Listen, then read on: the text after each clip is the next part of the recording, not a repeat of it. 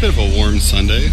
Looks like there's a good amount of people here, but not too busy, so it shouldn't be too difficult to get on anything. As long as they're running 2 trains on most things, shouldn't be too much of a wait. Really intrigued to see, hopefully they'll be doing some of the Oktoberfest today, so really intrigued to see if they actually have any of the food available. Hopefully they'll have some of that here. Yeah. Let's check it out. Today though, it does usually have a habit of staying closed until, I don't know, about noon or so, and it's just after 11:30 here. But I'll start with the sparkling lemonade at funnel cake, and maybe I can get my park juice. It should be ready to start the day. Well, that is just adorable.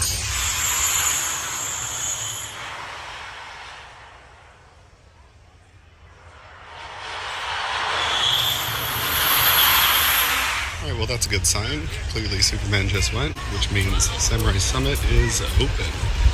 So I am very intrigued to go up there and check out what they did for Fright Fest. Okay, maybe I'm remembering wrong, but it looks like they're adding even more theming and signage to Teen Titans Turbo Spin. It looks like the signage isn't entirely done yet. And over here you've got some of the crash cars and theming for the Scare Zone in the new DC universe. I don't remember if they're keeping the same theme as previous years, but at least it looks like they're going to be doing pretty much the same kind of stuff. Okay, well I was going to do Wonder Woman, but the wait for that was looking a little bit much for right now, so I might just go ahead and do Batman instead.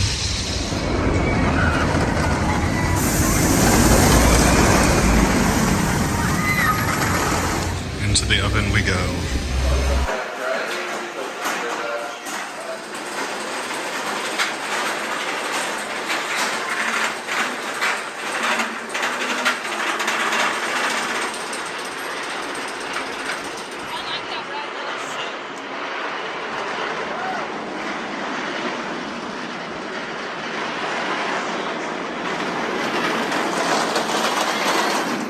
Okay, well that was an excellent ride.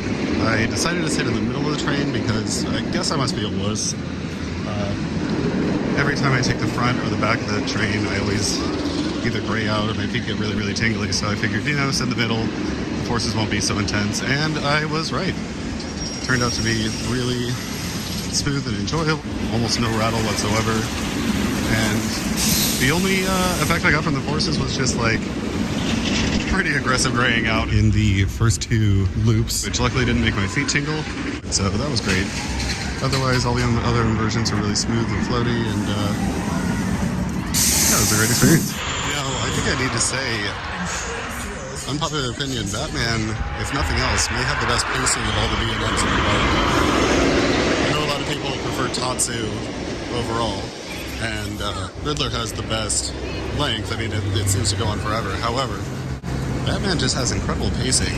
I think it's the only one that doesn't really seem to dawdle or meander that much compared to all the other ones. And I really appreciate it for that. It's a nice compact layout, and it hauls through it really nicely, so it's one of the few rides that I just get absolutely disoriented on. Like by the end of it, I'm like completely dizzy and just have no idea where I was. And it's great. One of my absolute favorite B&Ms. I need to say though, something really strange happened while I was there. The train that was pulling up when I got up to the station, they cycled everything and locked all the restraints and everything, and cycled them again. I could have sworn I saw one of the attendants say that they paid for extra time on the ride or something like that. I don't know. Boy, okay. Well, this is going to come as a great surprise. It looks like the theming that I saw last time for Oktoberfest wasn't done. They've really dressed up this area.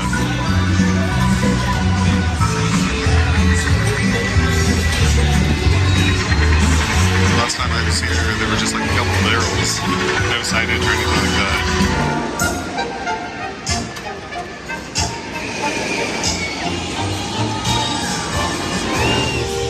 Looks like you'll have an opportunity to get some food and beer and try some Americanized German food. It doesn't look like any of it's included in any of the meal plans or anything like that, so you'll just be paying out of pocket, but the prices weren't too bad, so it might not be a big deal. Over here in the dead zone, looks like the theming is pretty much the same as last year. They still got the mini maze here, not quite a full-on scare zone.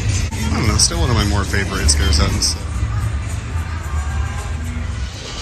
Okay, so how about we hit my favorite Woody in the park? I mean, of course by default, but even if it wasn't, I'm pretty sure it'd be the best. This GCI masterpiece, Apocalypse. Originally built as Terminator the Ride, if I'm not mistaken, back in 2009, and changed to Apocalypse when they lost the licensing rights. And honestly, I don't really care that much anyway, because it's just as good. Oh, and the best theming in the park.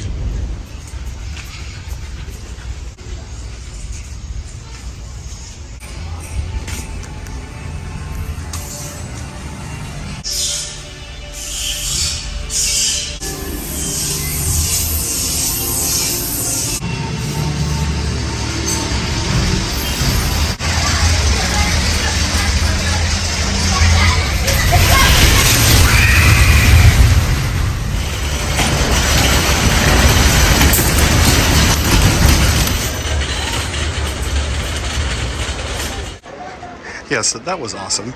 I basically only sit in the back row for that ride, and for good reason. The front is great, you get, I don't know, decent views or whatever, but the back you just get the crazy forces, the ejector pops, and the wild laterals. It's just absolutely insane. Today was a great ride. It was hauling through layout, and so, yeah, I mean, like, I got those crazy pops, and I was getting thrown out of my seat. It was just the right amount of janky, had the perfect amount of rattle that made me feel like it was just maybe gonna fall apart. But, you know, just that good classic feeling like you're gonna die. It was a great ride. Over here at Aftermath 2, I am delighted to report the slingshot is finally gone. I've never seen it operating as long as I've been coming to this park. And that's been well over a year now, so I'm glad they finally got rid of it, and maybe we could just use this area for something else. Potentially the now removed flash ride or something. Or at least the slingshot is gone. Okay, when I came to the park, it was in the mid-90s, and it's only going to get hotter during the day. On days like these, it's very important to stay hydrated. Okay, there we go, and now I won't die out there in the late summer heat. So let's see what they did for the scare zone up there. Alright, while we're up here, might as well take a ride on my favorite family coaster in the park, Ninja. It shouldn't be much of a wait. Welcome back to Droider. We don't enjoy that ride.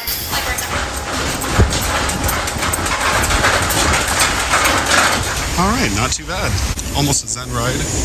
There was only one other person on the train. He was in the very front, and I took the back because, I don't know, I think the forces are a little bit better back there. You get yanked a little bit more on the first drop in the back, and I don't know, it just seems like you go a little bit faster through most of the elements, so you swing a little extra. I think I just prefer it a little bit back there. Yeah, you miss out on some of the views, but it's not that big of a deal. I mean, it's an aero coaster, so it's still kind of rattly, but with the swinging aspect, it kind of mitigates that a little bit. So at least there's that. Overall, though, just a good, unique coaster, and something they just don't really make anymore. So I'm appreciative that it's still at the park.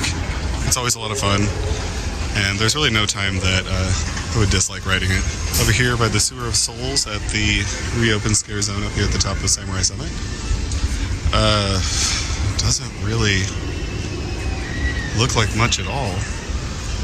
Got the fake spider webs, and I'm sure at night they're gonna have a lot of actors out here, a lot more characters or what have you, but this is pretty underwhelming right now.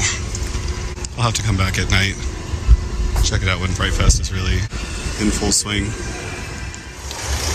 So against my better judgment, while I'm over here, let's hit Viper.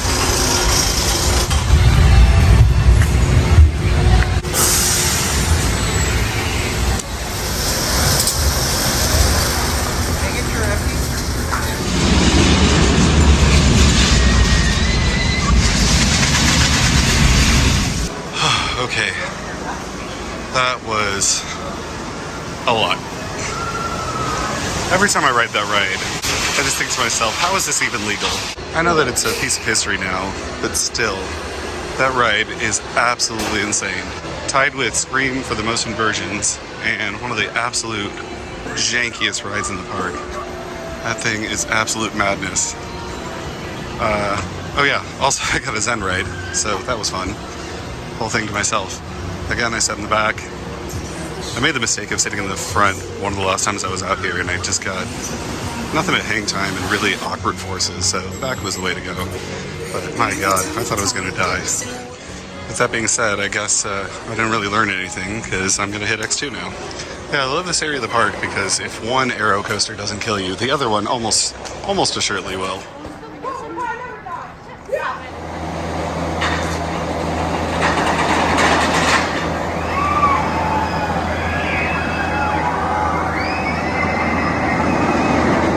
A horrible idea. As if my ride last time wasn't bad enough, this one was even shakier. Oh god. I've got a pounding headache after that, and I was already probably going to call it a day after that anyway, but I'm definitely going to call it after this. I might have to stay away from that ride for a little while. It's just borderline unrideable. I think everybody on my train had a ripping headache as well, so at least I'm not alone on that one. Yeah, just straight up unpleasant. First drop was good, but everything after that was just a mess. I might have to wait for someone else to ride it, tell me when they get a retrack or change out the wheels, some sort of maintenance, something, because that thing's just a killer. Man, thank God for mobile ordering.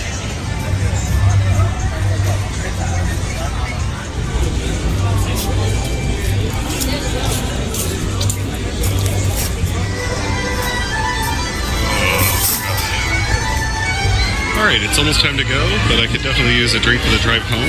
And much as I suspected, Plaza Ice Cream is open. So I'm going to go ahead and get myself my park juice and head out. Call it a day.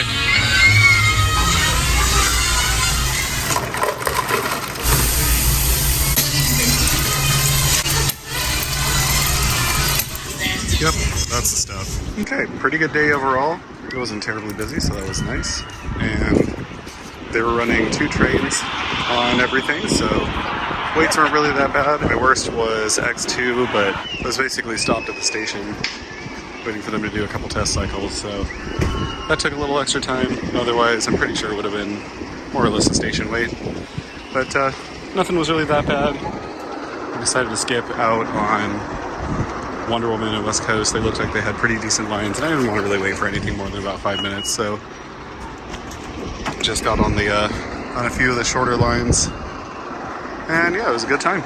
Thanks for hanging out on another Six Flags excursion, and have a great rest of the day.